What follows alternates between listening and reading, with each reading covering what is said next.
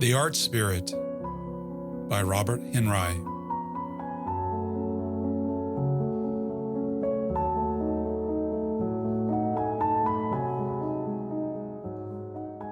It is easier, I think, to paint a good picture than it is to paint a bad one. The difficulty is to have the will for it. A good picture is a fruit of all your great living.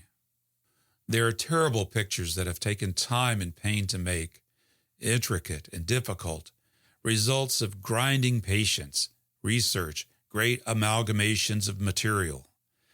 They frighten the sensitive student, for the message they carry is of the pain and boredom of their making.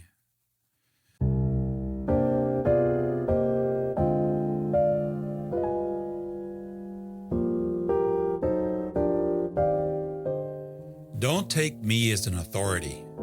I am simply expressing a very personal point of view. Nothing final about it. You have to settle all these matters for yourself.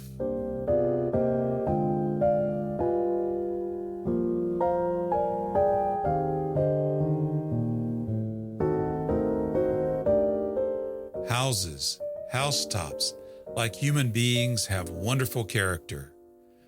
The lives of housetops, the wear of the seasons. The country is beautiful, young, growing things. The majesty of trees. The backs of tenement houses are living documents. Blunder ahead with your own personal view. Make the man's feet grip the ground. In drawing a tree, there is a dominant line of growth throughout. Sometimes your tree must be so specialized that an expert on trees would be fully satisfied. Other times it does not matter if it is even surely a tree.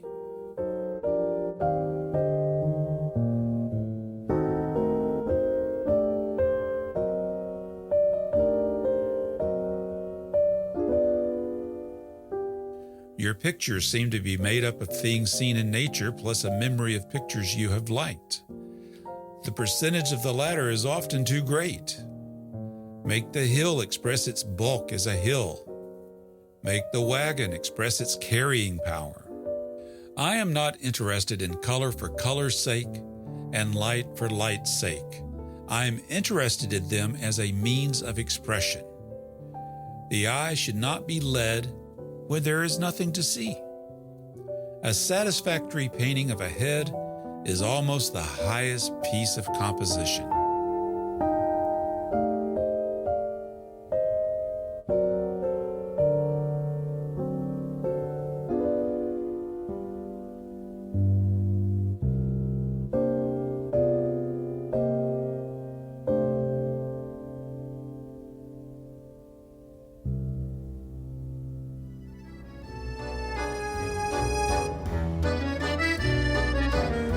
I regard the salons of Paris and the big annuals as institutions detrimental to art. Art should not be segregated to a certain 6 weeks in the year. Art should be persistent. Exhibitions should be small.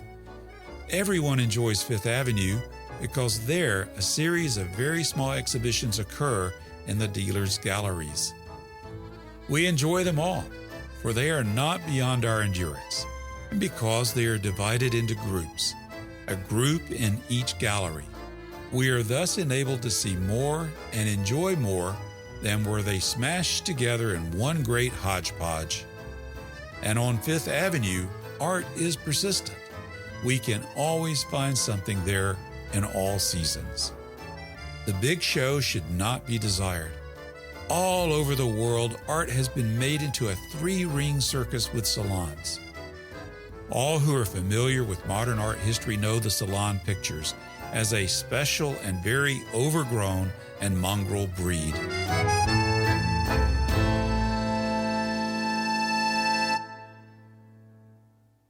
Letter, 1916. The question of development of the art spirit in all walks of life interests me. I mean by this the development of individual judgment and taste, the love of work for the sake of doing things well, tendency toward simplicity and order. If anything can be done to bring the public to a greater consciousness of the relation between art and life, of the part each person plays by exercising and developing his own personal taste and judgment, and not depending on outside authority, it would be well. Moreover, if the buyers of pictures could be brought to believe that, whatever may be their interest in accredited old masters, they have equally with the artists their part to play in the development and the progress of art in our own time and place, that they too should enter the struggle for today's expression, lending a full support by purchasing the works of the strugglers and searchers of our day and risking many mistakes in their purchases, just as the artists are risking many mistakes in their efforts. It would be of public benefit. To have art in America will not be to sit like a pack rat on a pile of collected art of the past. It will be rather to build our own projection on the art of the past, wherever it may be, and for this constructiveness, the artist, the man of means, and the man in the street should go hand in hand. And to have art in America like this will mean a greater living, a greater humanity, a finer sense of relation through all things. Few of our art critics are constructive. There is much little quibbling. I should like to see every encouragement for those who are fighting to open new ways, every living worker help to do what he believes in the best he can. The man of means should take his chance in the struggle, making mistakes in judgment along with the rest of us, a worker in the developments of his own time. Out of it all, what is good will survive and will be known later. What is bad or negligible will pass, and we shall have lived.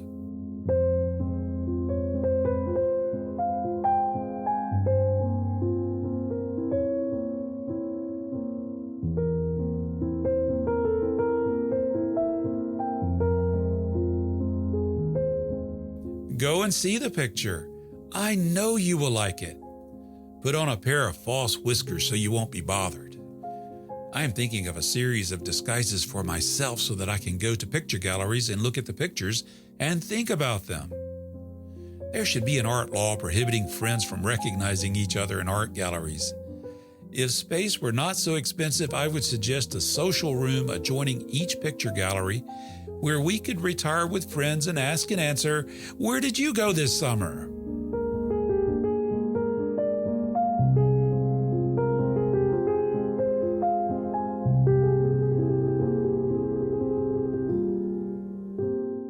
Don't make your picture like a picture. Make it like nature. The result will be a picture just the same, but it will be a new picture. Don't let the painting of your background be the technique of seeping rain, nor that of tall grasses. Your background is mainly air in which is enveloped the distant curtain seen not with a direct eye. Your eyes are still looking into those of the model. Order is perceived by the man with a creative spirit.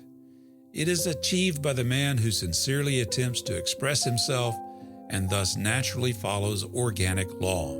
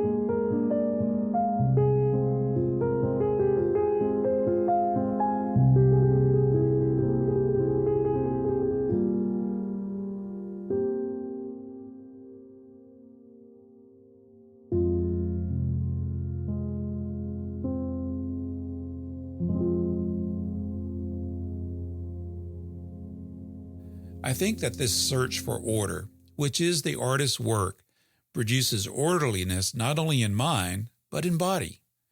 In my own experience, I have sometimes felt all in, disturbed, not fit, but have had to start painting because of an appointment with a sitter.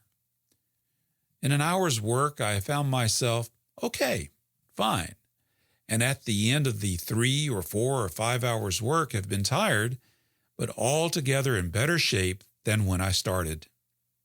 I have had the same experience when I have had to talk to a class of students.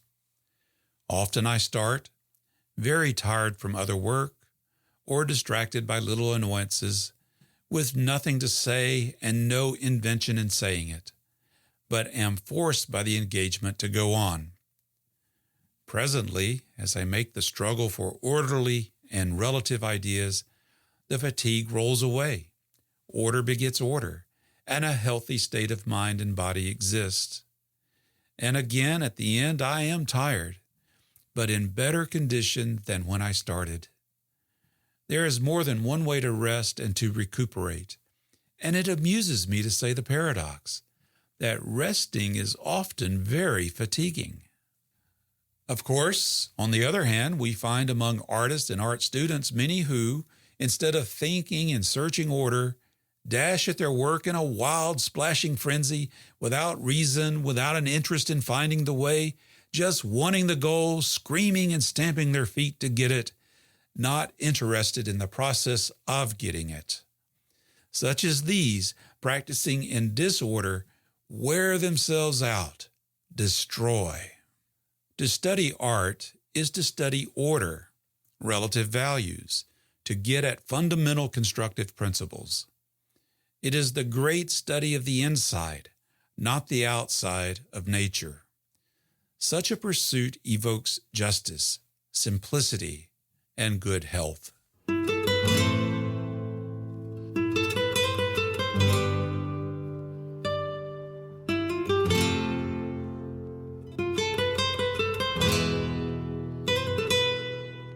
Berthe Morisot learned a great deal from Manet, but she expressed her own, a woman's vision. Art is not in pictures alone. Its place is in everything, as much as in one thing as another. It is up to the community as a whole, in conduct, business, government, and play. We will never have an art America until this is understood, and when this idea is really understood, it will bring us about as near the millennium as we can hope to get.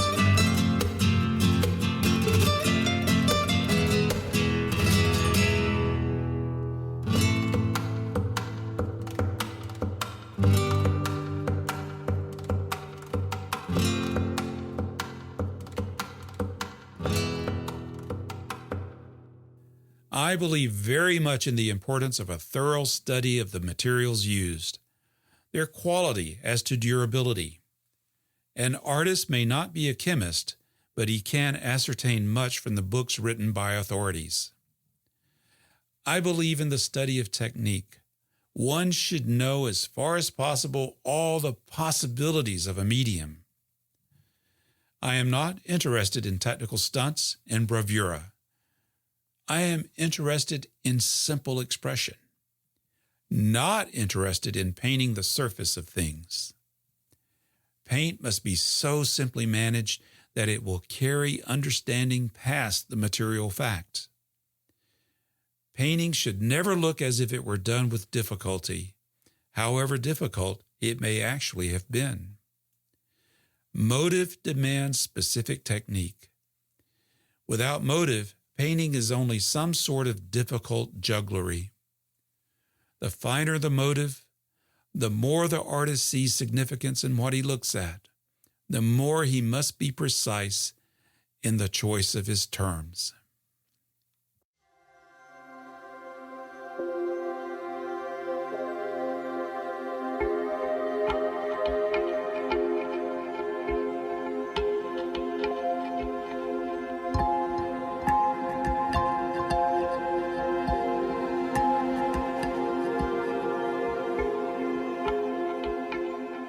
Individuality and Freedom in Art, From article in The Craftsman, 1909. It seems to me that before a man tries to express anything to the world, he must recognize in himself an individual, a new one, very distinct from others. Walt Whitman did this, and that is why I think his name so often comes to me. The one great cry of Whitman was for a man to find himself, to understand the fine thing he really is if liberated. Most people, either by training or inheritance, count themselves at the start as no good or second rate or just like anyone else. Whereas in everyone there is the great mystery. Every single person in the world has evidence to give of his own individuality, providing he has acquired the full power to make clear this evidence. Twachtman was one of the men in America who could see the greatness of life about him. It chanced that he lived much in Connecticut and saw it there, but he would have found it in Spain or France or Russia, and had he gone to paint in those countries, his art would have still been American. To me, Twachtman is one of the giants in America. He got at the essential beauty of his environment and developed for himself a matchless technique. It is thus that art history must grow. There is no one recipe for this making of American artists beyond affording to the men who have the gift the opportunity for supreme development and the right expression of it. For instance, contrast the work of Twachtman and Winslow Homer. The same scene presented by these two men would be not an identical geographical spot, but an absolutely different expression of personality. Twachtman saw the seas bathed in mist, the rocks softened with vapor. Winslow Homer looked straight through the vapor at the hard rock. He found in the leaden heaviness a most tremendously forceful idea. It was not the sea or the rock to either of these men, but their own individual attitude toward the beauty or the force of nature. Each man must take the material that he finds at hand, see that in it there are the big truths of life, the fundamentally big forces, and then express in his art whatever is the cause of his pleasure. It is not so much the actual place or the immediate environment. It is personal greatness and personal freedom which demands a final right art expression. A man must be master of himself and master of his word to achieve the full realization of himself as an artist. That necessity is the mother of invention is true in art as in science. It is a question of saying the thing that a person has to say. A man should not care whether the thing he wishes to express is art or not, whether it is a picture or not. He should only care that it is a statement of what is worthy to put into permanent expression. In my understanding of color, there is absolutely no such thing as color for color's sake. Colors are beautiful when they are significant. Lines are beautiful when they are significant. It is what they signify that is beautiful to us, really. The color is the means of expression. The reason that a certain color in life, like the red in a young girl's cheek, is beautiful is that it manifests youth, health.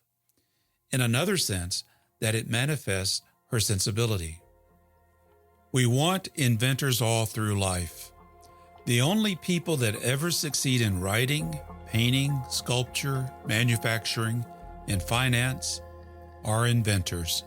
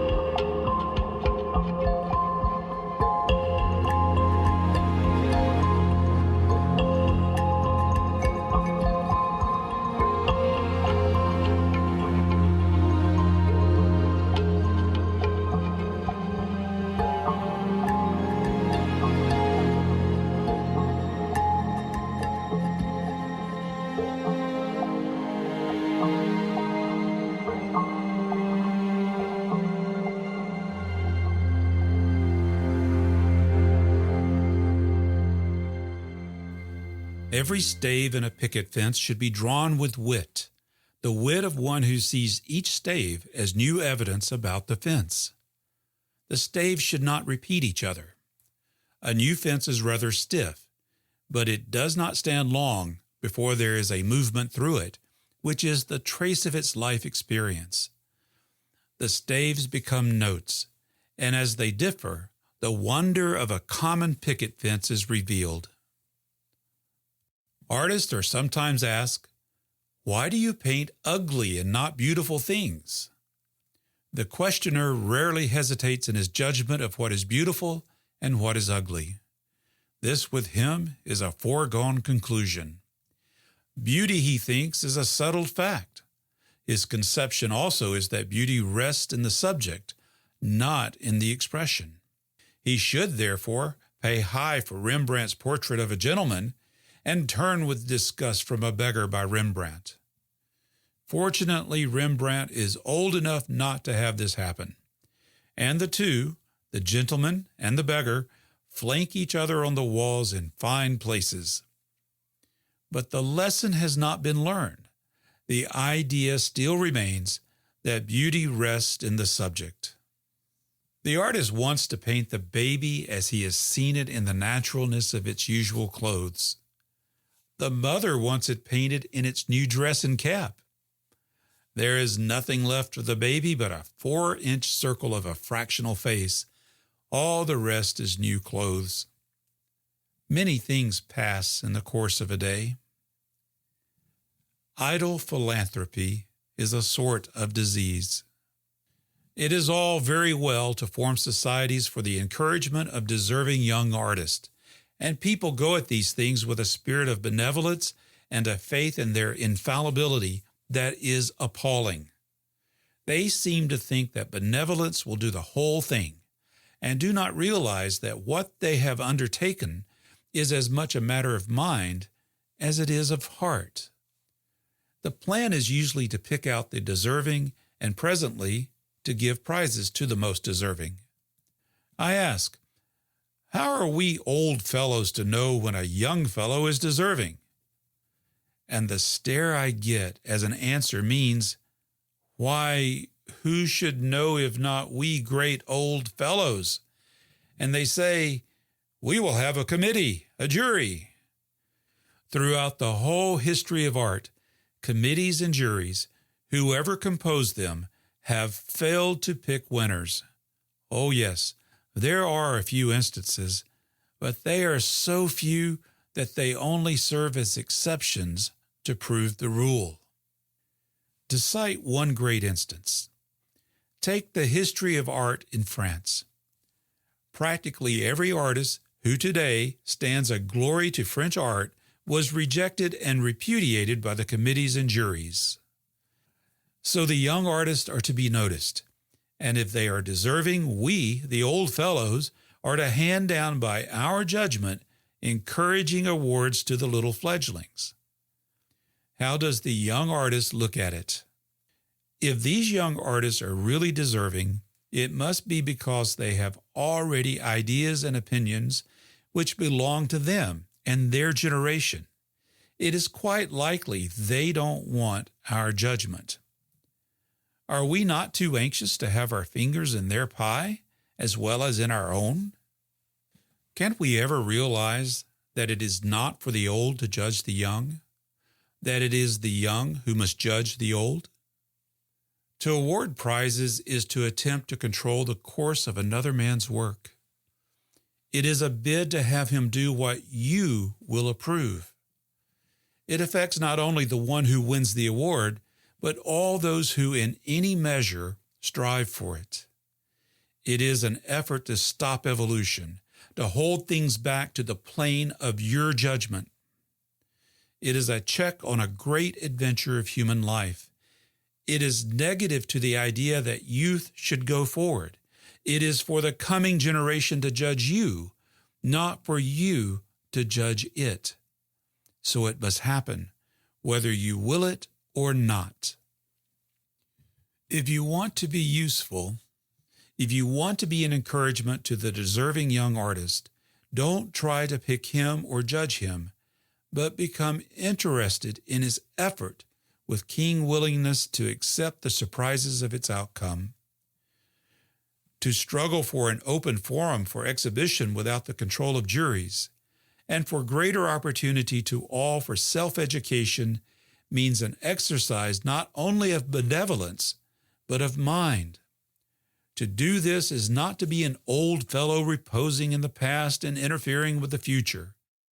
It is part of the building of greater opportunity, and whoever participates in it is still alive and young, and will profit by it, for in the field he has helped to open there will grow new and wonderful things, and among them he may choose and judge in the way which is his right, that is, for himself, not for others.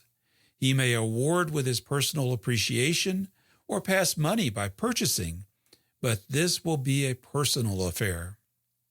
I repeat, if our attempt to help young artists is to be by giving them prizes which we award, we demand of them that they please us, whether they please themselves or not. Let the work they do get its honor in being what it is. Prizes generally go amiss. The award of prizes has the effect of setting up a false discrimination. We must realize that artists are not in competition with each other. Help the young artists, find for them means to make their financial ways easier, that they may develop and fruit their fullest. But let us not ask them to please us in doing it. If we find individually that any of their works please us, let us buy as far as we can, and rouse others to buy from them according to their personal choice. In doing this, there will be quite enough judgment exercised. In fact, if we become in this way participators in the new adventures, it is likely that our powers of judgment will broaden. I cannot conceive of myself as a buyer only of old pictures, turning my back on the adventures of today.